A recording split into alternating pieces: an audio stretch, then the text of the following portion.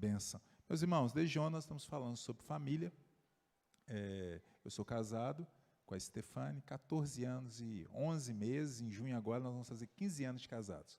Temos uma menina, a Maria Eduarda, linda, 12 anos, vou fazer 13 em julho. E tem o Augusto, que tem 3 aninhos e pouquinho, 3 anos e 5 meses. Menino lindo também. Deus tem abençoado muito a minha família. E eu louvo a Deus por ter uma família, que eu vejo famílias maravilhosas, né? Filhos, coisa boa. E nessa manhã nós vamos trabalhar um pouco sobre isso. Falar um pouco sobre pais, filhos, relacionamentos nessa área. O que nós temos a aprender sobre isso? Muitas coisas. Aqueles que já têm filhos, pequenos ou maiores, certamente vão aprender. Todos nós iremos aprender. E aqueles que não têm, aprenderão a serem bons pais e se tornarem bons filhos. Então, a mensagem serve para todos. Eu queria que você abrisse um texto muito conhecido da Bíblia, que encontra lá em Lucas, capítulo 15, verso 11 em diante, que é a famosa parábola do filho pródigo. Lucas 15, verso 11 em diante.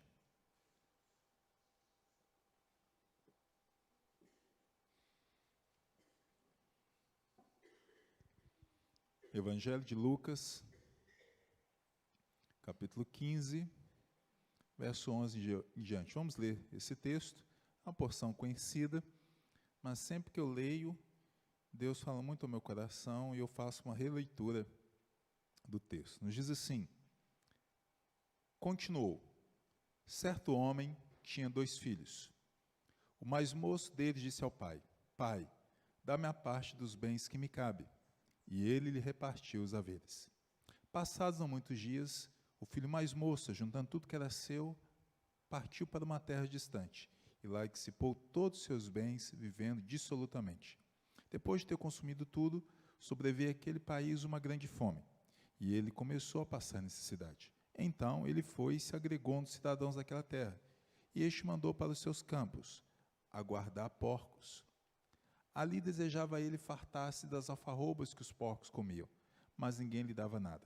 Então, caindo em si, disse: quantos trabalhadores de meu pai têm pão com fartura, e eu aqui morro de fome? Levantar-me-ei, irei ter com meu pai, e lhe direi: Pai, pequei contra o céu e diante de ti. Já não sou digno de ser chamado teu filho. Trata-me como um dos teus trabalhadores. E levantando-se foi para seu pai. Vinha ainda longe, quando seu pai o avistou, e compadecido dele, correndo, o abraçou e beijou. E o filho disse: Pai, pequei contra o céu e diante de ti, já não sou digno de ser chamado teu filho. O pai, porém, disse aos seus servos: Trazei depressa a melhor roupa, vestiu, ponde um anel no dedo e sandálias nos pés. Trazei também e matai novilho cevado. Comamos e regozijemo-nos, porque este meu filho estava morto e reviveu. Estava perdido e foi achado. E começaram a regozijar-se. Ora, o filho mais velho estivera no campo, e quando voltava, ao aproximar-se da casa, ouviu a música e as danças. Chamou um dos criados e perguntou-lhe o que era aquilo. E ele informou: veio teu irmão, e teu pai mandou matar o novilho cevado, porque o recuperou com saúde. Ele se indignou e não queria entrar. Saindo, porém, o pai procurava conciliá-lo. Mas ele respondeu a seu pai: há tantos anos que te sirvo, sem jamais transgredir uma ordem tua, e nunca me deste um cabrito sequer para alegar-me com os teus amigos. Vindo, porém, este teu filho, que desperdiçou os teus bens como meretrizes, tu mandaste matar para ele o novilho cevado. Então lhe respondeu o pai: meu filho, tu sempre estás comigo, tudo que é meu é teu. Entretanto, era preciso que nos regozijássemos e nos alegrássemos, porque este teu irmão estava morto e reviveu, estava perdido e foi achado. Amém? Texto muito conhecido. Eu queria que você fechasse seus olhos por um instante. Vamos pedir a Deus para falar aos nossos corações. Senhor Jesus, obrigado por essa manhã, tempo que nós reunimos aqui neste lugar. E peço que o Senhor fale aos nossos corações, que nós entendamos, que nós compreendamos a Tua palavra nesta manhã. Nós sabemos que o Teu Evangelho é poderoso, é transformador. Esteja trabalhando no coração de cada pai, de cada mãe, de cada filho, de cada família aqui representada nessa manhã. Nós te oramos e lhe pedimos no nome de Jesus. Amém e amém. Meus irmãos, Conta uma pequena história que um grande artista, um grande pintor, ele tinha um desejo no coração. Ele queria fazer uma obra que retratasse toda a sua genialidade, toda a sua competência artística. Só que ele não estava tendo inspiração para poder pintar essa tela. Ele então decidiu sair pelas ruas da sua cidade, para que pudesse pensar um pouco e, quem sabe, viesse à sua mente uma inspiração para que ele pudesse pintar aquele quadro que ele tanto sonhava, algo que retratasse toda a sua genialidade, a sua competência. E ele se pôs a andar. E, à medida que ele andava pelas ruas, ele foi se deparando com algumas situações. A primeira, ele se encontrou com um homem. Esse homem era muito distinto na cidade, uma pessoa muito respeitada. Ele havia sido um ministro do Evangelho, um pregador da palavra. Ele perguntou para esse homem, qual é a coisa mais bela do mundo? Aí esse homem falou, a fé. A fé é a coisa mais bela e mais bonita do mundo. E ele ficou pensando naquilo, fé, na cabeça dele. O artista continuou a andar. E, de repente, ele sentou-se numa praça e, ao lado dele, veio um senhor muito idoso, e eles começaram a conversar.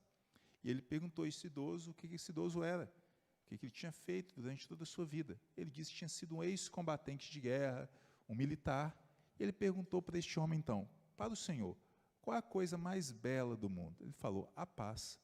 A paz é a coisa mais bela do mundo. E ele ficou pensando naquilo, fé, paz, tudo na cabeça dele. Ele continuou a andar e logo, chegando em casa, bem próximo, antes de ele entrar no portão, ele viu uma moça saindo de um salão de beleza, toda adornada, enfeitada, muito bonita, ia para o casamento. E ele conhecia essa moça, eles começaram a conversar e ele perguntou para ela, para você, qual é a coisa mais bonita do mundo?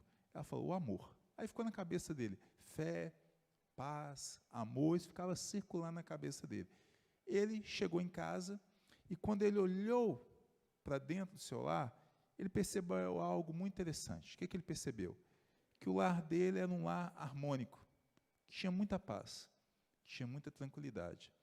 Ele, de repente, observou o filho dele, que era um rapaz muito bom, e o rapaz estava lendo a palavra de Deus. E aquilo mexeu com o coração dele, ele viu fé no filho dele. E a esposa dele lhe deu um abraço muito carinhoso, ele percebeu o amor na sua casa. Então ele decidiu pintar uma tela chamada O Lar. Eu creio que esse é o sonho, todos nós aqui, não é? Que nosso lar nós tenhamos fé, paz e, sobretudo, muito amor, não é? Se perguntar quem deseja isso para a sua família, levante a mão. Todos nós, é unânime, uma pergunta que é lógica, não é? E quando eu olho essa parábola, eu creio que nós aprendemos algumas coisas. Nós temos que entender que essa parábola é a parábola talvez mais famosa da Bíblia. Na verdade, grandes livros foram escritos por causa dessa parábola. Shakespeare, de acordo com pensadores, estudiosos, foi inspirado por essa parábola a fazer peças teatrais. Algo assim maravilhoso, é uma palavra poderosa essa parábola. Jesus, quando ele fala essa parábola, ele está falando para os escribas e, sobretudo, para os fariseus que questionavam o fato de Jesus sentar com pecadores. Então, Jesus está dizendo, olha, os publicanos, as meretrizes, na verdade, eles compreendem que estão perdidos. Então, eu busco esses perdidos, e aqueles que, de fato, se rendem a mim, que se arrependem. E ele conta essa série de parábolas, né? No caso, a parábola da cana perdida, a ovelha perdida, e a parábola do filho pródigo. Muito famosa, esse é o cerne da parábola. O Deus que busca aquele que se perdeu, o Deus que perdoa aquele que está perdido, aquele que se arrepende. Esse é o sentido, é o princípio máximo que nós vemos aí. Contudo, essa parábola ela nos traz assim, outros ensinos. Em que sentido? Que são práticos e nós podemos fazer aplicações na nossa vida. Essa parábola tem 3 personagens. Quais são os personagens? A primeira, o pai. A segunda personagem, o filho pródigo. E a terceira personagem, o filho mais velho. São as 3 personagens. Mas o que eu percebo nessa parábola, e que eu queria acentuar nessa manhã, é o pai dessa parábola. Que nós sabemos representa a figura de Deus, nesse sentido. Mas eu queria trazer lições práticas no contexto de pais hoje. para o nosso contexto, o qual nós vivemos. Porque esse pai tentou fazer de tudo para que a sua família fosse um palco de fé, de paz e de muito amor. É isso que eu percebo nessa parábola. E eu queria que nessa manhã nós aprendêssemos algumas questões, algumas coisas sobre isso. Como transformar o nosso lar num ambiente bom, num lugar onde tenha de fato amor. Não é? Eu creio que esse é o nosso sonho, que nós tenhamos fé no nosso lar, que nós tenhamos paz e que nós tenhamos amor. Então, quando eu olho para essa parábola, eu vejo aqui algumas coisas que eu gostaria que você aprendesse comigo. Não é? Por que esse lar se transformou num lar assim tão abençoado e tão maravilhoso? O que eu percebo nesse lar é que esse pai era um homem doador. Ele praticava, na verdade, ele tinha atitudes doadoras. Isso faz toda a diferença no lar e numa família, principalmente para os pais. O verso número 11 nos diz assim, olha o que diz o texto, Lucas 15, 11. Continuou, certo homem tinha 2 filhos. O mais moço deles disse ao pai, pai, dá-me parte dos bens que me cabe, e lhe repartiu os haveres, e ele deu. O que a gente observa é o seguinte, esse pedido foi um pedido desonroso, um pedido ultrajante. Naquela cultura judaica, nessa cultura oriental, várias coisas que se referem à família eram importantes. Primeiro, a família ou os filhos tinham que manter o patrimônio do pai e da mãe. Era uma tradição isso. Esse negócio de vender propriedade ou vender fazendas era algo que não era comum entre eles. Eles sempre lutaram para poder manter aquilo que era de família para família. Segunda coisa, quando o filho pede a herança para o pai, ele está dizendo assim, pai, eu quero que o senhor morra. Literalmente, porque geralmente o filho recebia herança após a morte do pai. E, consequentemente, ele está quebrando um dos mandamentos mais importantes da Bíblia. Honrará pai e mãe. Ele está sendo desrespeitoso com seu pai. Mas o que a gente percebe? Que esse pai é um homem o quê? Generoso. É um homem doador. É um homem liberal. É um homem que quer abençoar o filho. Independente do que iria acontecer, ele já tinha em mente, mas ele se mostra generoso. Tem um coração extraordinário. Isso não quer dizer que os pais devem ser passivos, ou seja, fazer o que os filhos querem. Não é isso que eu estou dizendo nessa manhã. Pelo contrário, os pais que fazem isso se arrependem muito. A Bíblia tem inúmeros casos que falam a respeito disso. Pais que foram negligentes nessa área de criação de filhos. Então, nós temos, por exemplo, grandes homens, homens tidos como homens de Deus, mas tiveram problemas nessa área. Temos o sacerdote Eli, que deixou seus filhos fazerem o que queriam, e ele meteu os pés pelas mãos, e por causa disso, todo o povo de Israel foi amaldiçoado ou passaram por situações difíceis. Né? Ele até quebra o pescoço, lembra da história? E ele aceitava o erro dos seus filhos e compactuava de certa forma. Né? Ele estava ali vendo o que estava acontecendo e não intervinha. O que a gente aprende com isso? O pai tem que exercer esse papel de disciplina. E a Bíblia fala em Efésios, capítulo 6, pai, disciplineis os vossos filhos. O termo ali é pais, homem mesmo, sobretudo a obrigação do pai, homem, o sentido ali não é genérico não. Eu pensava que o termo era assim, pai e mãe, o sentido de pais, disciplina os vossos filhos, é pater, é homem, ou seja, é o papel sobretudo. Então o pai não pode ser assim completamente negligente nesse aspecto. Nós temos que saber discernir também o que deve ser disciplinado, ou passivo disciplina ou não. Minha esposa, ela é pedagoga e ela é psicopedagoga. Ela trabalha com crianças já há muitos anos, e minha esposa acaba me ensinando muitas coisas nessa área. Ela não tira minha autoridade, mas ela acaba me ensinando muitas coisas. Uma vez ela falou assim comigo, Romulo, você tem que saber discernir 2 coisas. Eu aprendi isso. Minha esposa me orientou, porque ela trabalha com educação há muitos anos. Você tem que discernir o que é imaturidade e o que é ato de indisciplina. São coisas distintas. E às vezes nós, como pais, principalmente crianças pequenas, não sabemos fazer isso. Por exemplo, uma criança de 3 aninhos está na mesa e, de repente, já derrubou o copo de leite. Isso é indisciplina ou imaturidade? Imaturidade, geralmente. Ela não tem discernimento de espaço, de equilíbrio, está entendendo? Às vezes, uma criança que não quer colocar o sapato nos pés. Isso é um ato de disciplina ou imaturidade? Muitas vezes é imaturidade, porque ela quer, na verdade, ficar descalças mesmo. Ela quer ela sente mais à vontade com aquilo, e a gente tem que colocar não sei o quê, a gente bate no menino porque derrubou o copo sobre a mesa, mas são coisas que eles ainda não têm informação, às vezes devido ao quê? À idade deles, não é? O menino tem que ficar quieto, fica quieto, o menino às vezes de 2 anos, o menino é mais inquieto, não para, não é? Não, muitas vezes não é ato de indisciplina, não, ele está na formação das suas faculdades motoras, uma série de coisas, e às vezes não está sentado, e não tem essa capacidade de concentrar ainda. Tem crianças que às vezes nós não sabemos, muitos pais não sabem lidar com isso. É muito comum TDAH, aquele negócio que é transtorno, né, me fugiu agora, de déficit de atenção. Tem crianças que têm vários problemas, e às vezes a gente está tratando isso como fosse um ato de indisciplina. Então, tem coisas que tem que ter disciplina e tem coisas que são atos de imaturidade. Nem tudo também é questão de imaturidade. Tem coisas que a gente percebe que está ali o pecado mesmo, é consciente. Então, o pai tem que pedir a Deus discernimento em relação a essas coisas, não é?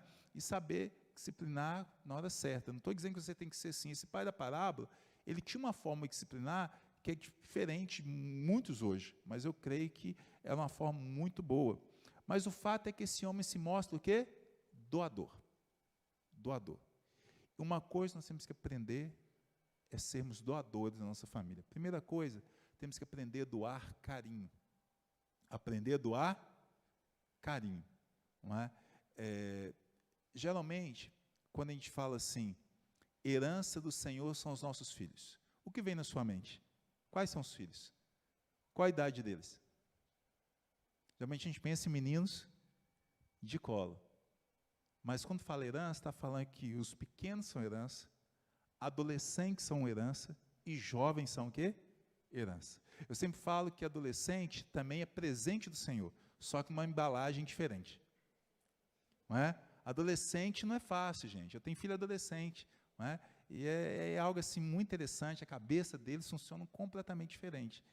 Mas nós temos que aprender a doar carinho, independente da idade. Eu vi uma vez um pai, um menino de 13, 14 anos, chegou perto dele, deu um beijo nele, para com isso, rapaz, homem desse tamanho, dando beijo em mim, coisa linda, eu acho maravilhoso, menino de 12, 13, 14, 15 anos, te abraçando e te beijando. Então, nós temos que aprender a doar o quê? Carinho. Muitas vezes nós não compreendemos isso. Eu vejo, por exemplo, na Bíblia, algumas histórias que, às vezes, faltou apenas um abraço, uma atitude de compreensão ou proximidade. Nós conhecemos a história aí de Davi e os problemas que ele teve com seus filhos. O Absalão é um exemplo disso. Não é? Davi sempre tratou Absalão assim, embora a gente perceba que ele amava, principalmente quando Absalão morre, mas Davi nunca conseguiu, parece, demonstrar muito esse amor. Sempre tratou Absalão com um distanciamento, uma frieza maior. Quando era o momento dele abraçar, parece que ele xingava ou às vezes era um pouco mais frio. Dá a entender isso. E muitos interpretam dessa forma. Mas quando ele volta, após ter cometido algo realmente terrível, mas Davi sempre agiu de uma forma diferente, parece, com Absalão. O fato é que muitas vezes isso mexe e traz problemas para a família, quando não há carinho. Um rapaz, um dia, estava conversando com o pastor dele, falou: pastor, eu tenho muita dificuldade com meu pai. Meu pai me xinga o tempo inteiro, meu pai briga comigo a todo instante. Meu pai não consegue demonstrar carinho por mim. Ele falou com ele assim, esse pastor: você vai fazer algo então com seu pai. Ele o quê? Na hora que você chegar hoje em casa, isso era umas 8, 9 horas, logo após o culto, você vai até seu pai e vai dar um beijo nele, de surpresa. Ele falou assim: rapaz, meu pai vai me matar. Meu pai é muito bravo, ele é muito sisudo, ele não vai aceitar esse negócio. Ele falou: pastor, mas eu vou fazer. Aí ele contou que quando ele chegou em casa, o pai dele estava sentado, estava vendo lá os gols lá do dia, né, da rodada. O pai dele não era crente. Ele chegou e deu um beijo assim, de surpresa no pai dele. O pai dele olhou assim, aí de repente ele saiu, sem conversar muito com o pai, foi para o quarto e fechou a porta. Ele disse que durante assim, uns 10, 15 minutos ele ouviu um silêncio sepulcral, aquela coisa assim na sala. Falou: o que aconteceu com meu pai? Tal, ele que silêncio, tudo. De repente, o pai dele bateu na porta do quarto dele, falou: meu filho, queria falar com você. Na hora que ele abriu, ele disse que o pai dele estava em prantos, chorando, chorando, chorando. E falou assim com ele: meu filho, eu quero te pedir perdão, porque durante toda a minha vida, todos os anos, eu te tratei mal. Eu nunca um dia sequer te abracei e te beijei, durante todos esses anos. Sempre fui um pai muito duro e muito radical e duro com você, muito complicado. Eu sei o que você passou, me perdoe. Ou seja, um gesto de carinho quebrou tudo aquilo. Às vezes a gente está brigando, a gente está falando, tentando argumentar, o que está faltando, muitas vezes é um toque, é um abraço, um beijo, é sério. Atitudes de carinho, atitudes doadoras. Então, quando eu falo sobre isso, algumas coisas mais vêm na minha mente sobre atitudes doadoras. Precisamos aprender a doar tempo. Tempo aos nossos filhos. Se nós não doarmos, alguém vai doar. A Bíblia conta a história de Davi. Eu gosto de citar muito Davi. Ele tinha um outro filho chamado Aminon. E você sabe a história. Aminon, ele se relaciona sexualmente com a própria irmã. Está lá em 2 Samuel, capítulo 3. Uma história muito triste da Bíblia, um dos episódios mais tristes da Bíblia. E ele força sua irmã sexualmente. Conta a história. Sabe o que é o mais interessante dessa história toda, além de todo esse desastre? É porque Aminon fez isso. Uma, porque o coração dele era perverso. E segunda coisa, ele foi influenciado por pessoas em volta dele. Conta a história com um homem chamado Jonadab, deu conselho para ele. E falou assim, por que você, quando sua irmã estiver sozinha, você não se deita com ela? O que eu aprendo com isso? Se nós não dermos tempo aos nossos filhos, alguém vai dar. Alguém vai dar, você pode ter certeza. Alguém da internet que não deveria, alguém da escola que não deveria, algum colega que você não gostaria, alguma mulher que você não desejaria, alguém vai dar tempo para eles. Você tem dado tempo para os seus filhos? Pastor, isso é muito complicado. Eu sei que é complicado. Eu sei que é difícil. Vivemos hoje uma sociedade onde tudo é muito corrido. Mas temos dado tempo aos nossos filhos? Isso faz toda a diferença. Pode ter certeza. Eu ouvi a história de um grande palestrante, pastor Elton, ele contando que um dia ele estava saindo cedo para poder ir numa palestra na cidade dele mesmo, mas era um lugar longe. E ele estava bem assim atrasado para essa palestra. Aí ele pegou o carro, na hora que ele está saindo da garagem, o filho dele, pai, ele falou, o que aconteceu? Pai, você não pode ir não. Por quê? O senhor prometeu que ia consertar o pneu da minha bicicleta. Eu tenho que sair agora de manhã. Ele falou, mas eu estou atrasado, meu filho e tal. Pai, o senhor prometeu. Filho de menino, quando você promete, você sabe, né? Uns 9 aninhos. Ele foi lá, consertou o pneu, saiu. Quando ele chegou na palestra, todo mundo já esperando ele, todo mundo incomodado, porque já estava atrasado mais de meia hora. O rapaz que coordenava falou assim, o que aconteceu? A gente estava ligando, você não atendia, você chegou, não, eu tive um problema com o pneu lá. Falou, o pneu do carro? Não, senhor, o pneu da bicicleta do meu filho. Você está brincando comigo? Você atrasa uma palestra, contrato, você é um responsável, como é que você não veio no tempo certo, essa coisa toda? Ele falou, olha, eu não me arrependo, porque meu filho é a coisa mais importante para mim. Aí o tempo passou, o menino já estava ali com uns 10 anos e pouquinho, eles estavam indo até um supermercado, aí de repente ele olhou para o filho dele, vê essa pergunta na cabeça dele. Todo pai faz isso. Filho, você ama o papai? Eu falei assim, pai, lógico que eu te amo. Mas por que você me ama? Porque se eu conserto o pneu da minha bicicleta. Você está entendendo? E é assim que eles vão olhar para nós. Quando nós abençoamos eles, quando nós damos tempo para eles, quando nós dedicamos momentos preciosos na nossa vida. Um autor diz o seguinte, o legado mais importante que nós podemos deixar para os nossos filhos são lembranças felizes. O legado mais importante que nós podemos deixar para os nossos filhos são lembranças felizes. Eu tinha meus 8 anos, mais ou menos, lembro como fosse hoje. Meu pai chegou em casa e falou, Romo, vou fazer um presente para você. Eu falei, um presente para mim, pai? Ele chegou com um toco de madeira. Eu falei, pai, eu vou fazer um presente. Ele pegou um facão e foi talhando, pedaço por pedaço. E falou, amanhã eu trago seu presente prontinho. Meu pai trabalhava nessa época com construção civil. Ele falou, eu tenho que ir na marcenaria lá da empresa para terminar. Aí à noite ele chegou para mim e falou, Roma, aqui está seu presente. Aí ele tirou e me deu um peão. Lembra de brincou de peão? Aquilo foi o melhor presente que eu ganhei na minha vida. Ué, você gostou dos presentes melhores? Ganhei. Ganhei videogame, bicicleta, tudo ele se esforçava para poder me dar. Mas o que mais marcou meu coração foi o peão. Porque ele dedicou tempo. Ele ficou ali comigo vários minutos, praticamente horas ali, talhando na minha frente. Só que eu não entendi o que era. Na época eu não conhecia. Ele foi fazendo. Então, guarde isso. Você tem dedicado o quê? Tempo. Doar parte do seu tempo. Então, quando eu vejo esse pai aqui, esse pai é um doador. Precisamos aprender a doar os nossos ouvidos. Ouvir os nossos filhos. Ouvir. A Bíblia diz: todo homem seja pronto para ouvir, e tardio para falar, e tardio para poder se irar.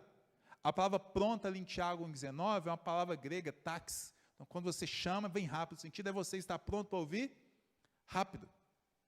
Temos que ouvir os nossos filhos. Nós temos que aprender a parar de amaldiçoar os nossos filhos também. Doar a eles, além de doar os nossos ouvidos, temos que aprender a doar boas palavras também. Não só os nossos ouvidos, mas temos também aprender a doar boas palavras. Quando eu falo de amaldiçoar, é Deus que tem a capacidade de amaldiçoar. Mas no sentido de falar coisas ruins. Às vezes nós, como pais, nós falamos muitas coisas que nós não deveríamos falar. Nós começamos a lançar palavras ruins na vida dos nossos filhos. Falando coisas que não deveríamos. Esse menino presta, esse menino não vai ser nada na vida, isso não é, ele não vai chegar a lugar algum. O pai e mãe nunca devem fazer isso. Nós temos que acreditar que os nossos filhos serão pessoas diferentes e serão grandemente abençoados. Minha mãe, a gente lembra muito disso, como fosse hoje. Minha mãe sempre sonhou para nós e sempre ministrou nas nossas vidas coisas muito boas, no sentido de falar coisas assim, positivas para nós, de falar, nos incentivar e acreditar que nós poderíamos ser pessoas diferentes. Eu fui uma criança muito complicada, gente. Eu fui muito levado quando criança. Imagina um menino difícil. Era eu, esse menino lourinho, quando você vê assim, você pode saber que é tudo, não é fácil. Eu fazia umas coisas assim, bem complicadas. Um dia, eu estava com meus 7, 8 anos, eu cheguei em casa, depois da escola, minha mãe: Rômulo, como é que foi a escola? Eu falei: mãe, foi ótima. Mas está tudo bem? Eu falei: está tudo bem. Eu trouxe uma cabra aqui para casa. Foi uma cabra? Eu falei: uma cabra. Mas como assim? Mãe, eu estava passando lá perto do pasto, aí tinha uma cabra amarrada, estava sozinha lá, fiquei com dó dela, desamarrei e trouxe aqui para casa. Ela estava sozinha. Você é doido, menino, tem dono, à noite você vai ver, chamar seu pai, você vai lá com seu pai. A minha mãe fez meu pai à noite lá comigo devolver para o dono. Esse tipo de coisa que eu fazia. Mas minha mãe, ela contava o seguinte: como era muito complicado, eu era uma criança, e na época eu acho que eles não tinham esse diagnóstico, mas eu acho que eu tinha essa questão de hiperatividade, eles não tinham essa compreensão. Eu era uma criança muito agitada e fazia coisas assim muito complicadas mesmo. Mas minha mãe nunca me amaldiçoou no sentido de falar coisas ruins para mim. Ela nunca falou palavrão comigo, ela nunca me xingava. E ela um dia me contou o seguinte: Rômulo, morava um bairro em Belo Horizonte chamado Pindorama, um bairro muito violento, muito perigoso, e meus pais até mudaram posteriormente desse bairro por causa disso. Rua de terra, não tinha asfalto, não tinha nada disso, chovia, nós colocávamos plástico assim nos pés, sacola para poder chegar em casa, senão na escola não chegava com os pés todos sujos. Era algo muito complicado, mas foi uma infância boa. E ela contava que toda vez que eu apontava, eu andava muito longe para poder ir para a escola e poder voltar. A minha irmã mais velha ia e me levava, mas ela ficava preocupada sempre comigo, por causa do meu temperamento. Toda vez que eu voltava, na hora que eu subia assim no morro, lá eles chamavam de altinho, porque era um morro alto, aí chamava de altinho. Então a gente brincava, mas não dava para ver quem estava chegando, só na hora que apontava a cabeça assim que você via que a pessoa estava chegando. Ela ficava lá em cima, na nossa casa, que morava num morro muito alto, e toda hora, na hora que ia dando a hora, ela ia lá fora e ficava olhando se a gente estava chegando. Mãe é assim, né? Minha mãe, de vez em quando, o que ela fazia? Porque, como eu era muito complicado, ela ia na escola para ver se eu tinha ido, de fato, para a escola. Porque, de vez em quando, eu fazia umas coisas assim, meio malucas. Aí, ela contando, toda vez que eu voltava, apontava a cabeça lá de cima. Minha mãe não era crente, minha mãe não conhecia Jesus. Ela disse que ela levantava a mão e falava assim: meu filho, aquele lá, ó, o Rômulo, vai ser um homem muito respeitado. As pessoas irão respeitá-lo muito. e vai ser um homem honrado. E ela estava certa nisso. Eu sou muito honrado hoje, louvo a Deus por isso, que eu sou embaixador do reino de Deus, pregador da palavra. Não tem nada que seja mais privilégio para um homem do que isso, não é? Martin Lloyd Jones, um pregador, diz o seguinte, que se a rainha da Inglaterra vos chamar para ser embaixador, não vá, porque você já é o maior embaixador de todos, você é embaixador de Jesus Cristo. Então, isso é um privilégio. E minha mãe sempre vê o quê? Pais que são doadores, que querem ver os filhos, que abençoam os filhos. Minha mãe era uma dessas, sabe? Então, temos que aprender a sermos o quê? Doadores. Aprender a doar bons exemplos. Bons exemplos. Muitos pais não são bons exemplos. Eu conheço pais, e eu acho que aqui não acontece isso, que levam os filhos para a escola dominical e voltam para casa dormir.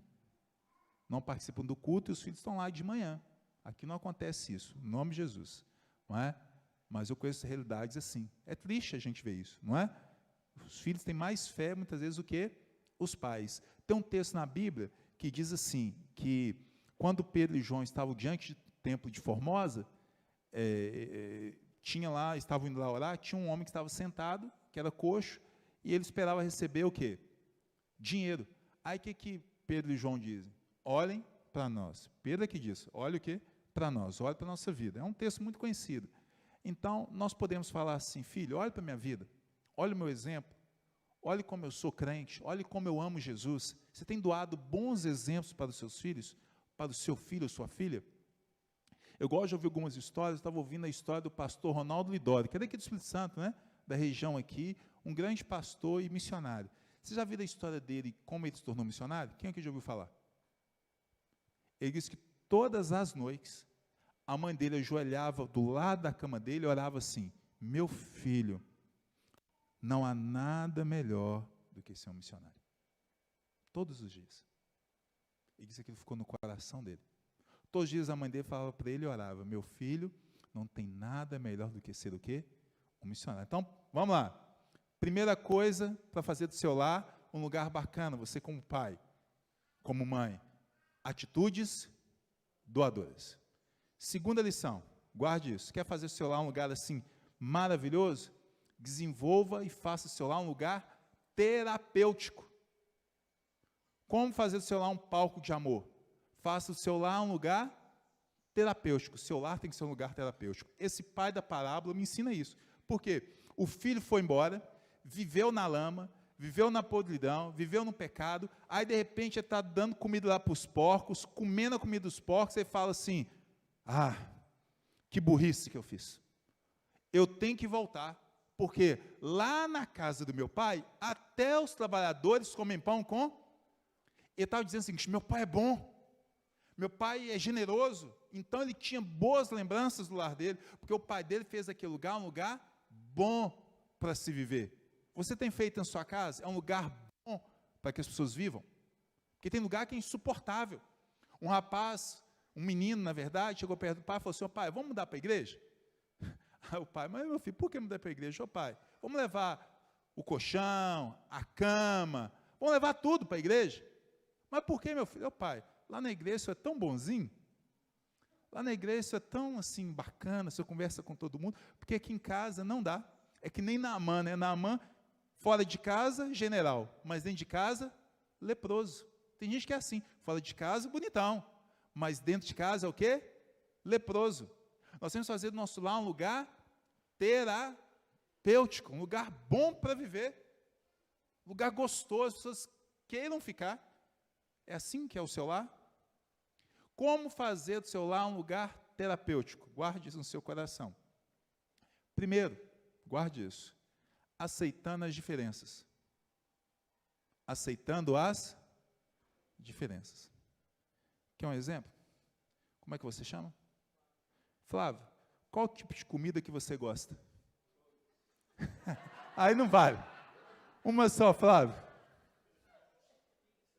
Pizza. Como é que você chama? Daniel, qual tipo de comida que você gosta? Lasanha. Como é que você chama, irmã? Nádia, qual tipo de comida que você gosta? Estrogonofe. Qual o nome do irmão?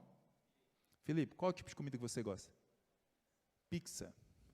Como é que é o seu nome? Ronaldo, qual tipo de comida que você gosta? Macarronada. Ok. Quem aqui já comeu arroz gelado com limão por cima? É bom, não é? Já comeram coxinha com Toddy? Com chocolate quente? Bom demais, gente. Bom demais. Bom demais. Quer ver? Olha só. Minha irmã, qual estilo de música você gosta? Animada. Minha irmã, qual é o tipo de música que a senhora gosta? Muito animada, mais tranquila, não é? Qual tipo de música você gosta? Rock. Olha só. Você gosta de futebol? Você gosta? Qual time você gosta? Flamengo. Você gosta de futebol, meu irmão? Você de óculos aí? Não gosta.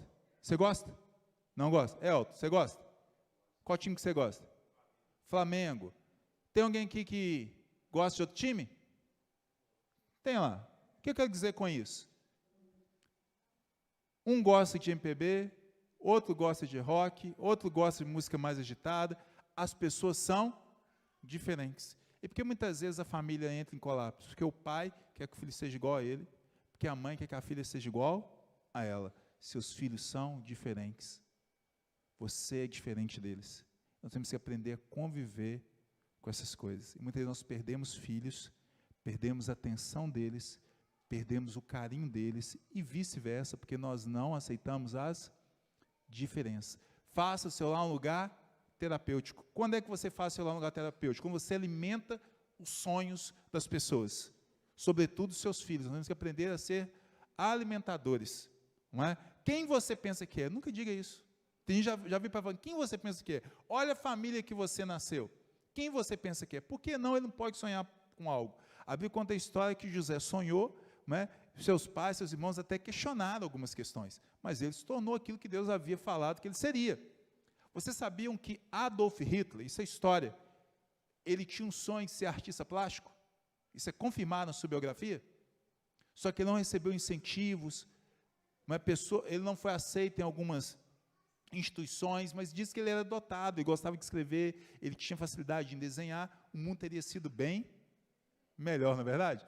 Em muitas questões. Então, eu gosto de ler, ouvir, ver alguns vídeos, embora eu não concorde, não gosto do estilo musical, essa coisa toda, mas eu acho bonita aquela história, né, lá dos filhos de Francisco, né, o pai lá daqueles cantores sertanejos. Eu acho bonito. O desejo dele, ele acreditou no sonho, os filhos dele também, e ele também tinha um sonho, e aconteceu. Então, nós temos que fazer do nosso lar um lugar terapêutico, um lugar agradável. Então, quando eu vejo esse pai, o que eu percebo desse pai? Ele fez o seu lar um lugar terapêutico. Quando é que nós fazemos o nosso lar um lugar terapêutico? Quando nós não pisamos na cana quebrada. Às vezes já estão sofrendo. E a gente pisa na cana quebrada. Então, às vezes a pessoa errou. Filhos erram. Pais também. Aí a gente começa o tempo inteiro a jogar na cara o erro. Já pediu desculpa, mas a primeira coisa que acontece, fala de novo. É pisar na cana quebrada. Esmagar. A pessoa já está sofrendo com aquilo. Ela já sabe que ela errou. E as pessoas continuam insistindo. Muitas vezes acontece dentro da família. Pisar na cana quebrada. O lar vai ficar um lugar difícil para poder viver. Continuável. Então temos que fazer o nosso lar um lugar terapêutico. É assim que é o seu lar? Um lugar bom de viver? Eu conheci um rapaz que ficava na igreja o dia inteiro. Todos os dias. Ele ia na reunião das mulheres, ia na reunião dos adolescentes, das crianças, dos idosos. Eu falei, gente, esse menino é muito crente, eu venho aqui só para comer. Aí eu vou, pastor, não, porque lá em casa é insuportável. Eu não aguento a minha casa. Eu não aguento ficar lá dentro. Com meu pai não dá. É muito difícil. E o menino era bom, menino. Eu falei, mas não dá. Ele pega meu pé o tempo inteiro. Tudo que eu faço é ruim, tudo que eu faço é... E por aí vai. Então, faça o seu lar um lugar terapêutico, um lugar bom para poder viver. Eu vou falar para filho também, viu? Pode ficar tranquilo. Mas tudo isso serve para você. O que esse pai fez? Porque o lar dele era um lugar de amor. Ali havia ministração de perdão. Ministração de perdão. Diz o texto que o filho cai em si e diz voltar para a casa do pai. Ele quer voltar. Então, quando ele volta, o que o pai faz? O pai o abraça, o beija e o recebe. É perdão. Vou te contar uma história, talvez você não saiba. Quando o filho pedia herança do pai, de acordo com alguns estudiosos, ele está dizendo, pai, eu quero que o senhor morra. Eu já falei isso. Só que o pai é que, na verdade, podia sentenciar a morte do filho. Alguns defendem que na cultura oriental havia um ritual que era o seguinte, quando o filho fazia isso, eles faziam um enterro simbólico do filho.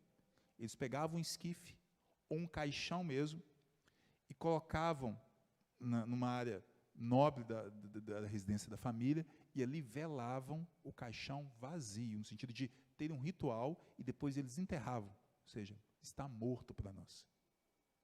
Se o filho voltasse, esse filho poderia ser colocado na porta da fazenda, para que as pessoas passassem e vissem o filho, que era desertor, que havia abandonado lá, e durante dias ele seria humilhado diante de todos iriam humilhá-lo, e se ele voltasse, ele seria tratado como um empregado normal, ele nunca mais teria direito a nenhuma herança e nada, teria que trabalhar por um salário, era assim que deveria ser tratado. Então, quando Jesus trata dessa parábola, o que os fariseus, o que os escribas esperavam? Agora ele vai falar, o filho voltou, e o pai disciplinou, e o pai corrigiu, o pai desertou, colocou ele de lado. Era isso, só que a parábola ela muda completamente, mostra o que é o amor de Deus, o amor do pai. Conta-nos que o pai, vendo de longe, ele corre o quê? O abraça. Provavelmente, a casa da fazenda até a porteira eram 200, 300, 400 metros. E provavelmente tinham vários empregados trabalhando ali. O pai pensou assim, ele esperava a volta do filho, meu filho está voltando, ele vai ter que passar no meio de todo mundo, ele vai se sentir envergonhado.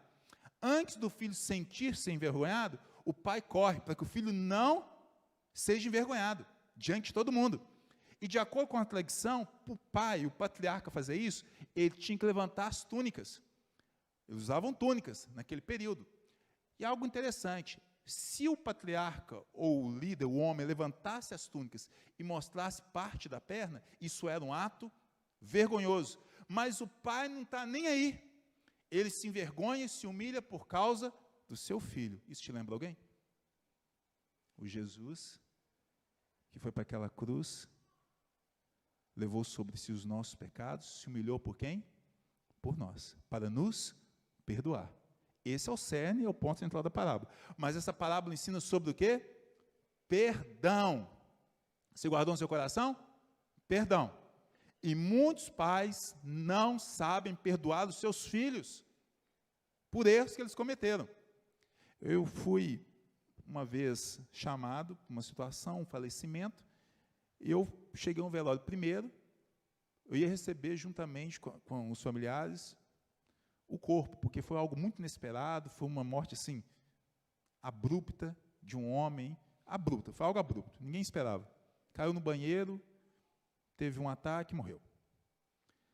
Ele tinha um filho que durante anos teve vários problemas de relacionamento com ele, esse filho se enveredou por vários caminhos que não deveria. Na hora que eu cheguei no velório, eu cheguei primeiro, o corpo não tinha chegado, nem a esposa, ninguém. Esse filho chegou primeiro. Primeiro eu falei, nossa Deus, e agora, logo esse menino, pensando naquilo, né? Falei, por quê? Mas como é que eu vou lidar com isso? Na hora que o rapaz da funerária abriu, desceu, pôs o caixão, na hora que ele abriu o caixão, esse jovem ajoelhou diante do caixão. Falou, pai, a vida inteira eu implorei ao Senhor que o Senhor me perdoasse. O Senhor nunca me perdoou. O Senhor partiu sem me perdoar. Eu teria sido um homem muito melhor. Isso a vida inteira correu no meu coração. E ele chorava em prantos. Ele falou, sempre esperei o perdão e a aceitação do Senhor na minha vida. Diante do caixão, a gente ajoelhado. Uma cena muito dura. Aquilo lá foi muito forte para mim. Falei, meu Deus, eu não posso negligenciar perdão na vida dos meus filhos. Se eu partir, né, olha a situação. Talvez você esteja aqui nessa manhã, seu coração esteja assim, entupido de ressentimento para com seu filho ou com a sua filha, algo que ele fez ou ela que mexeu muito com você. Mas eu queria que você pensasse sobre isso. Eu creio que vocês já ouviram falar de um homem chamado Nelson Mandela. Ouviram falar? Nelson Mandela, ele ficou muitos anos preso. e conta que após a sua soltura, depois de 27 anos que ele ficou preso, conta que ele se torna presidente da África do Sul. A história é muito conhecida. E o Nelson Mandela foi fazer um discurso. E ao lado dele estava seu carcereiro, dos últimos 13 anos de prisão. Isso é biográfico, isso é verdade.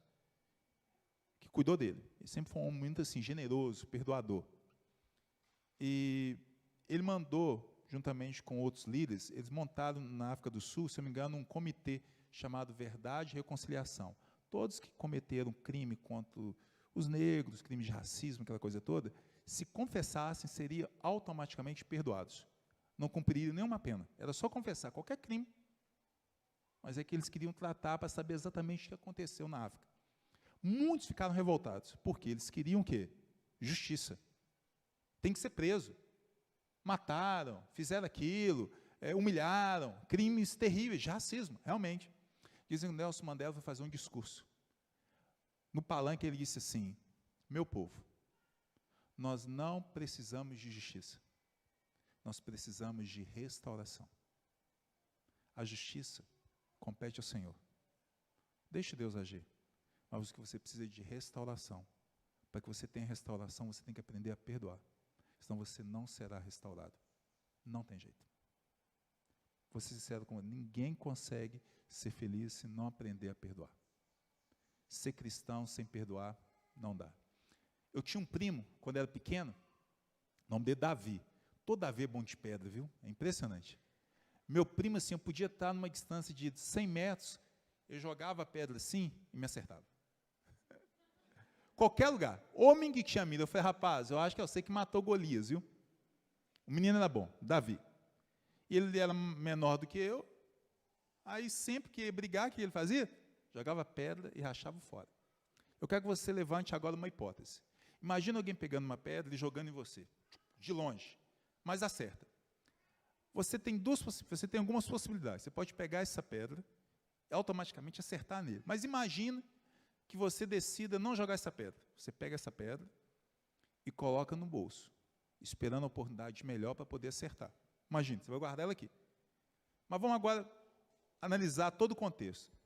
Você, durante o dia, você com a pedra ali no bolso, aquilo vai dificultar a sua caminhada. É um negócio que pesa. Se alguém te der uma flor, por exemplo, algum presente, você não vai poder colocar onde? Uma flor aqui no bolso, porque não cabe. E se alguém te abraçar, você vai machucar a pessoa que te abraça. A falta de perdão é a mesma coisa. Ela dificulta a sua caminhada cristã. Você não consegue caminhar como deveria. Se você recebe algo bom de alguém, não tem espaço no seu coração, porque é cheio de quê? De rancor, e você vai fazer mal às pessoas à sua volta. Então você tem que aprender a perdoar. Não tem como. Esse pai nos ensina a perdoar.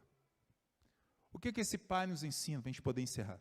Nós estamos com um tempo aqui avançado. Vou ser rápido. Quer fazer do seu lar um lugar de amor, um lugar maravilhoso? Última lição, guarde isso. O amor é visto através de atitudes de valorização. É assim que o amor é visto. Quando esse filho volta, o que ele faz? Anel no dedo, sandália onde? Nos pés. Temos que aprender a valorizar as pessoas. E aqui nós vemos algo muito importante.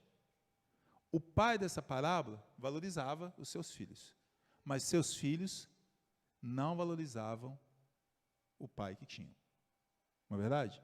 Só depois que ele vai lá para o mundão é que valoriza. O filho de dentro de casa não valorizava, ele achava um injustiçado.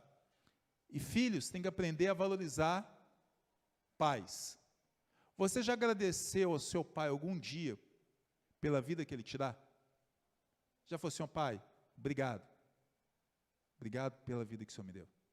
Obrigado pelas oportunidades que o Senhor me deu. Pai, obrigado porque o Senhor me ajudou a realizar o meu sonho. O Senhor abriu mão de sonhos, de projetos pessoais para realizar os meus. Eu lembro que meu pai trabalhava com construção civil, logo depois ele comprou um táxi em Belo Horizonte, que sempre era muito perigoso. A gente ficava guardando assim, a volta do meu pai para casa.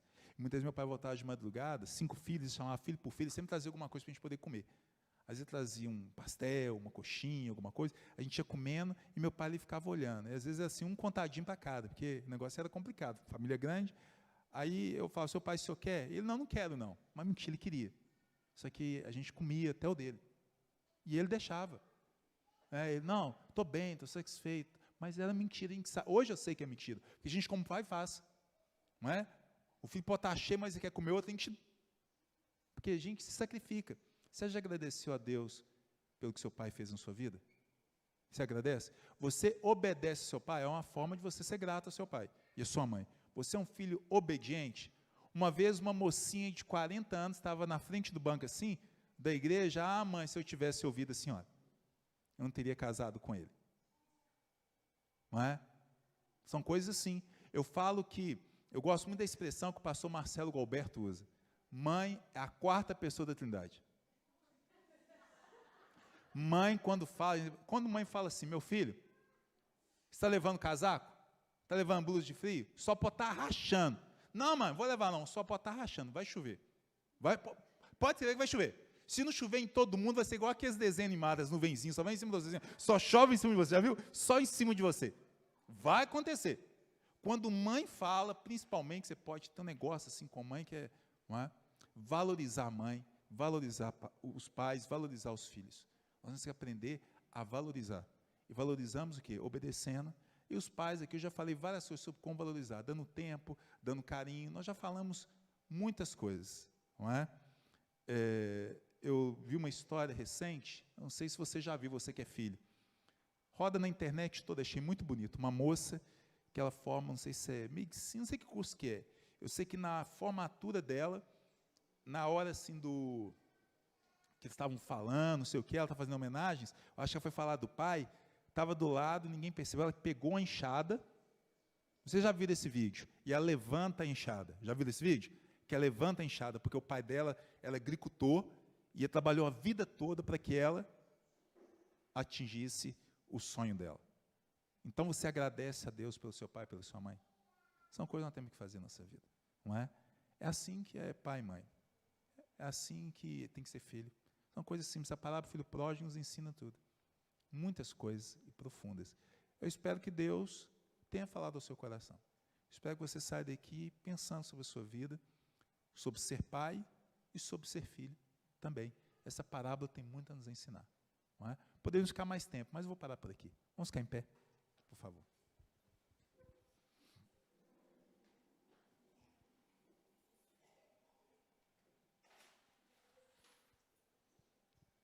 Fale com Deus agora, ó Deus. Eu quero ser um pai, eu quero ser uma mãe melhor. Eu quero ser um filho melhor. Ó Deus, me ajude a fazer da minha casa um lugar bom para viver. Coloque no meu coração atitudes doadoras. Que eu aprenda a doar carinho aos meus filhos, que eu seja mais carinhoso, que eu doe mais palavras abençoadoras, que eu aprenda a doar os meus ouvidos, que eu aprenda a doar o meu tempo aos meus filhos, à minha família, à minha casa. Me ajude nisso.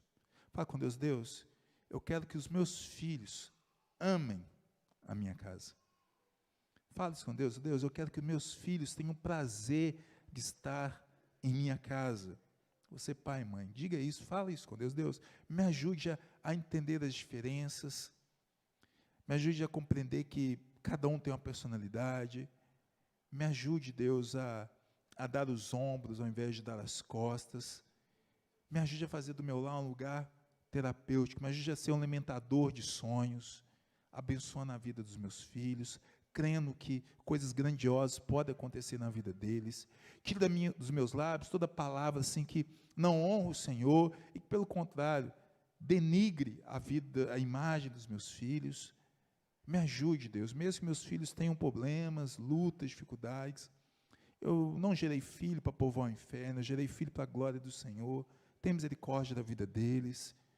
Não é? O pai dessa parábola, ele nos ensina isso, ele deixa Deus ser Deus da vida dos filhos dele, ele permite que o filho vá e ele simplesmente fica esperando, orando, clamando a Deus, ele deixa Deus corrigir o seu próprio filho, a conduta dele que era equivocada. Ore, confie no Senhor, Deus há de agir na vida do seu filho, da sua filha, seja amoroso, seja um bom pai, aprenda a disciplinar com sabedoria, com sensibilidade, através do diálogo, da compreensão, da conversa franca, através da verdade da palavra de Deus. Aprenda a perdoar. Se o teu filho te machucou, a tua filha, fala com Deus: Deus, me ajude a ministrar perdão na vida dela, na vida dele, para que eu possa viver e que ela também possa viver. Valorize o seu pai, valorize a sua mãe. O filho pródigo, nem um filho mais velho, valorizado. Valorize o seu pai e sua mãe. Seja grato por tudo aquilo que eles têm feito na sua vida. Deus, que nessa manhã o Senhor abençoe cada pai, cada mãe, cada filho aqui, no nome de Jesus. Seja restaurando famílias, se porventura estão fragilizadas ou estão enfrentando tempestades nessa área. Se com eles, abençoe essa igreja maravilhosa, hoje e para todo sempre, no nome de Jesus. Amém e amém. Meus irmãos, muito obrigado pela paciência aí, por terem me ouvido. Que Deus abençoe vocês ricamente. Pastor Elton. Amém. Pode ser.